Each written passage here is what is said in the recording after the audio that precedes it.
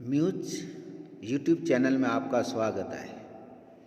हिंदी कक्षा 11 पाठ 16 कल्पना शक्ति, जिसके लेखक हैं बालकृष्ण भट्ट। बालकृष्ण भट्ट का जन्म सन 1884, मृत्यु सन 1914।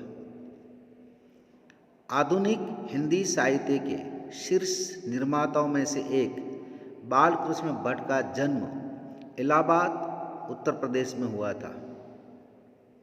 इन्हें प्रारंभ में घर पर ही 15-16 वर्ष तक संस्कृत की शिक्षा मिली।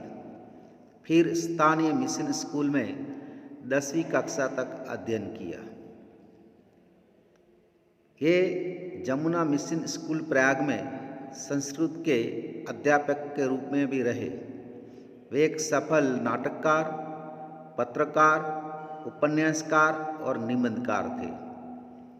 हिंदी प्रदीप पत्रिका का संपादन किया। उन्होंने विचार प्रधान निबंध लिखे हैं। कल्पना शक्ति सिर्फ मनुष्य के पास होती है। अन्य कोई प्राणी कल्पना नहीं कर सकता, क्योंकि वो सोच नहीं सकता। प्रस्तुत निबंध में लेखक ने कल्पना शक्ति के महत्व को दर्शाने की कोशिश की है। वे कहते हैं कि कल्पना शक्ति व्यक्ति की प्रतिभा का परिचायक होती है। कवि और लेखक अत्यंत कल्पनाशील होते हैं। वे अपनी कल्पना के आधार पर ही वे दुनिया के अमर साहित्य का सृजन करते हैं। कल्पना सृजन के लिए अनिवार्य तत्व है, किंतु लेखक व्यंग्यपूर्ण भाषा में हमें यह भी बताने से नहीं चूकते कि सिर्फ कल्पना करना पर्याप्त नहीं होता, बल्कि अभ्यास ज़्यादा महत्वपूर्ण होता है। तो कल्पना करने से कोई भी व्यक्ति सिर्फ आगे नहीं बढ़ता, उसके लिए अभ्यास यानी परिश्रम और मेहनत करना ज़्यादा महत्वपूर्ण है। अब देखते हैं इस पाठ को। मनुष्य की अनेक मानसिक शक्तियों में कल्पना भी एक अद्भुत शक्ति है। यद्यपि अभ्यास से यह सद्गुण अधिक हो सकती है, पर इसका सूक्ष्म अंकुर किसी किसी के अंतःकरण में प्रारंभ से ही हो रहता है, जिसे प्रतिभा के नाम से पुकारते हैं और जिसका कवियों के लेख में पूर्ण उद्गार देखा जाता है। कालिदास, श्रीहर्ष, शेक्सपियर, मिल्टन प्रभृति कवियों की कल्पना शक्ति पर चित्त चकती और मुग्ध हो। अनेक तर्क वितर्क भूल भलैया में चक्कर मारता टकराता अंत की इसी सिद्धांत पर आकर ठहरता है कि वो कोई प्राप्तगन संस्कार का परिणाम या ईश्वर प्रदत्त शक्ति वे जीनियस है। कवियों का अपनी कल्पना शक्ति के द्वारा ब्रह्मा के साथ और करना कुछ अनुचित नहीं है, क्योंकि जगत सृष्टा एक बार जो कुछ बन पड़ा, सृष्टि निर्माण कौशल्य दिखाकर आकल्पांत पारंगत हो गए, पर कविजन नित्य नई नई रचना के गणित न जाने कितनी सृष्टि निर्माण चातुरी दिखलाते रहते हैं। कवि कहता है कि मनुष्य की जो बहुत सारी मानसिक शक्तियाँ हैं, उनमें सबसे अद्भुत शक्ति व्यक्ति की मनुष्य की कल्पना शक्ति है। और सतत कल्पना शक्ति का अभ्यास करने से उसे 100 गुण सतगुण अधिक बना सकते हैं। और ये कल्पना शक्ति किसी न किसी व्यक्ति के अंदर सूक्ष्म रूप से, किसी अंकुर के रूप से उसमें आरंभ में ही रहती है, जिसे हम प्रतिभाशाली व्यक्ति कहते हैं। और कवियों के लेख में उसे देखा जाता है, जैसे कालिदास, श्रीहर्ष, शेक्सपियर, मिल्टन सभी, जिनकी कल्पना शक्ति अद्भुत थी, हमें चकित और मुग्ध करने वाली। अनेक तर्क वितर्क और भूलभुलैया वाली ये शक्ति इनके अंदर थी। ज़्यादातर लोग इसे ईश्वरीय शक्ति या ऐसे जीनियस लोग कहा जाता है। कवियों ने अपनी कल्पना शक्ति सृष्टि के सर्जन हार, जिसे लोग हिंदू साहित्य के अंदर, हिंदू धर्म के अंदर ब्रह्मा कहते हैं। ब्रह्मा ने इस संसार की सर्जना, उत्पत्ति इसे बनाया है। तो कवियों को भी ब्रह्मा के साथ गिना जाता है। ब्रह्मा ने इस संपूर्ण शक्ति एक बार बना दी, तैयार कर दिया, अब वो बिल्कुल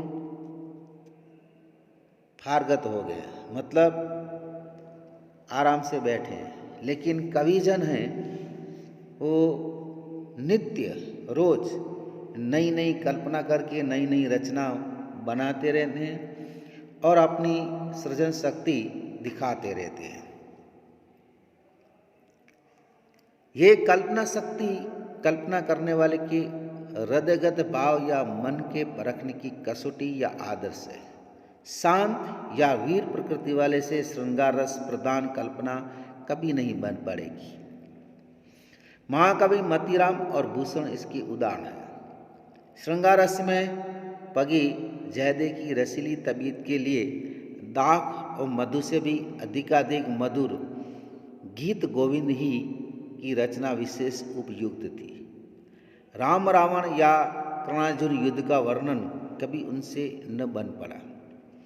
यावत मिथ्या और दारिकी की बिलेगा इस कल्पना पिशाचनी की कहीं और छोर किसी ने पाया। अनुमान करते करते हैरान गौतम मुनि गौतम हो गए।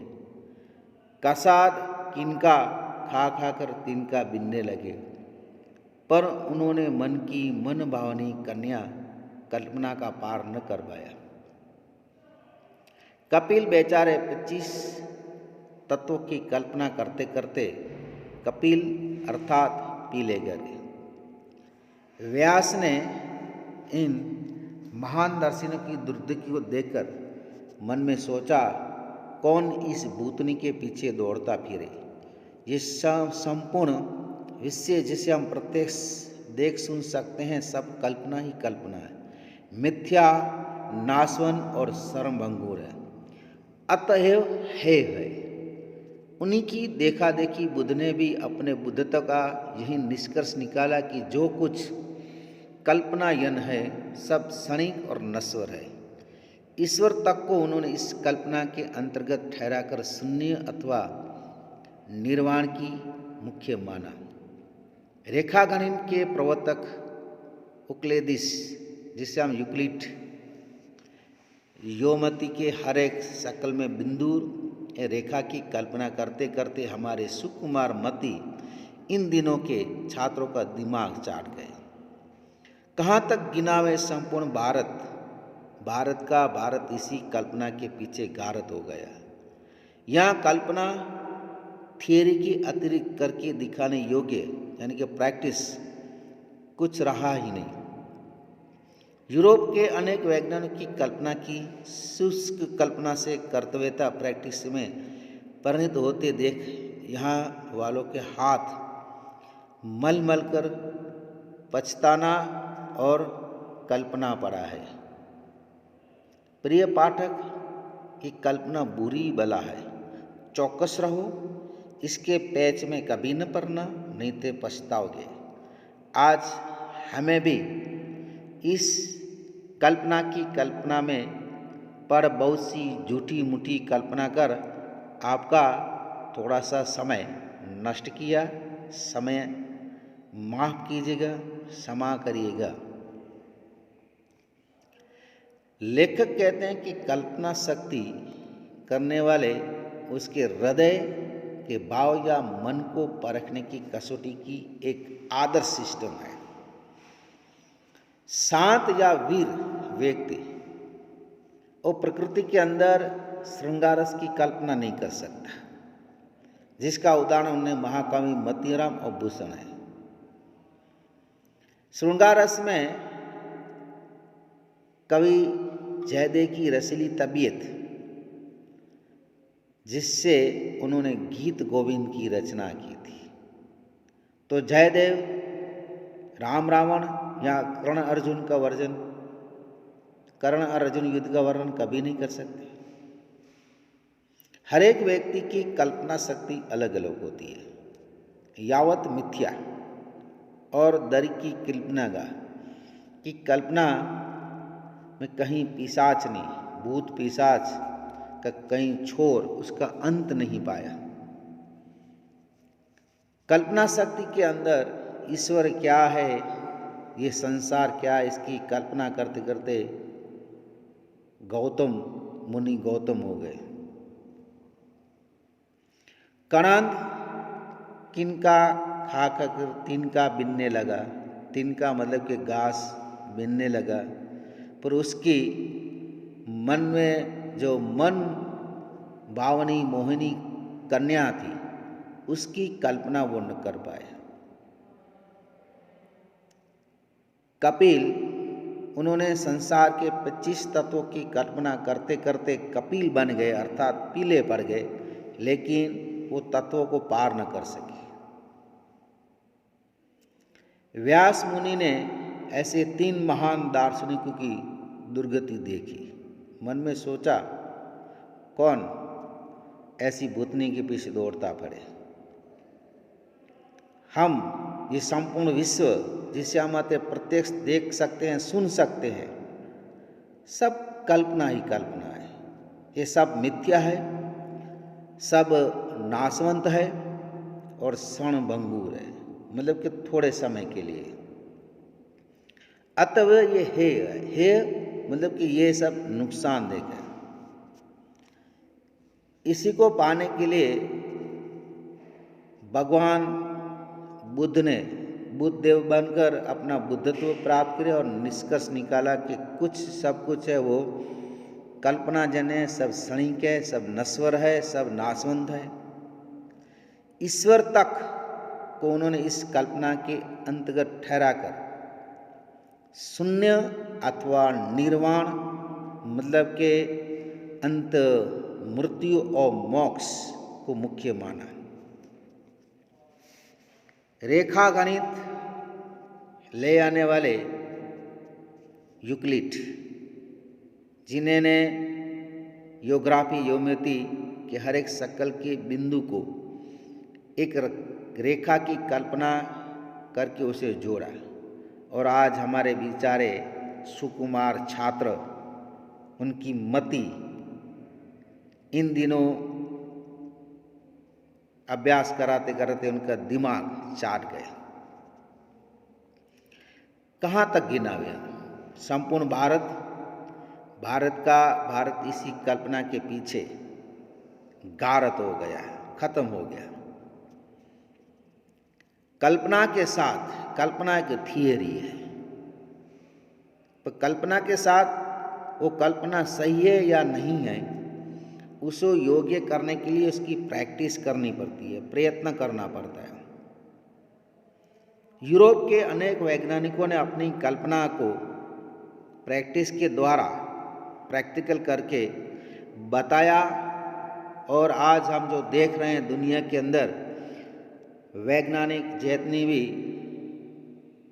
शोधे हैं, जो आविष्कार है, वो सब कल्पना करके उसकी प्रैक्टिस करके बनाया गया। और जो लोग प्रैक्टिस नहीं करते हैं, सिर्फ कल्पना करते हैं, वो अपना हाथ मलकर पछताते हैं और उसी कल्पना में पड़े रहते हैं। इसलिए प्रिय छात्रों, पाठकों, सिर्फ कल्पना करना एक बुरी बला है। अच्छी कल्पना करो, चौकस रहो, बुरी कल्पना के पैसे में कभी नहीं पड़ो, वरना पछताओगे। आज हम भी ऐसी कल्पनाओं करके, झूठी मूठी कल्पना करके आपका थोड़ा सा समय हमने नष्ट कर दिया, हमें माफ़ कीजिएगा।